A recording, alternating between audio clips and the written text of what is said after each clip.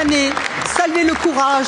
Nous ne devrons jamais cesser d'être aux côtés des combattants de la liberté en Iran.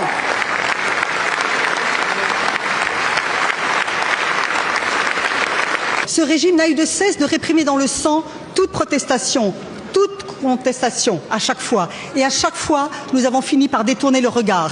Cette fois-ci, nous ne pouvons plus détourner le regard. Nous devons aller au-delà des déclarations et des condamnations.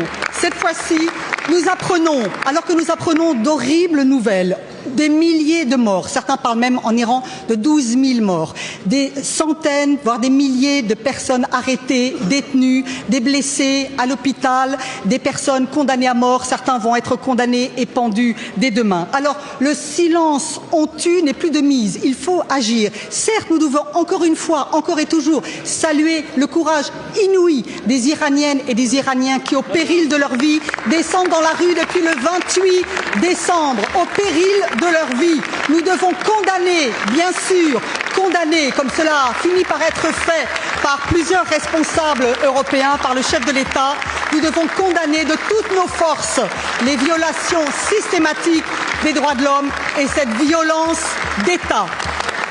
Condamner, saluer le courage, nous ne devrons jamais cesser d'être aux côtés des combattants de la liberté en Iran.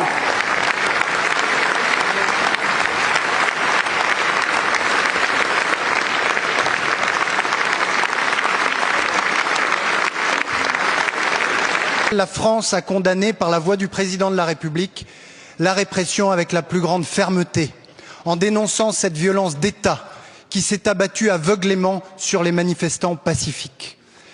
Cette condamnation, je l'ai signifiée au ministre des Affaires étrangères de l'Iran et elle sera réitérée à l'ambassadeur d'Iran en France que j'ai convoqué aujourd'hui au Quai d'Orsay. Mais nous ne nous arrêterons pas là.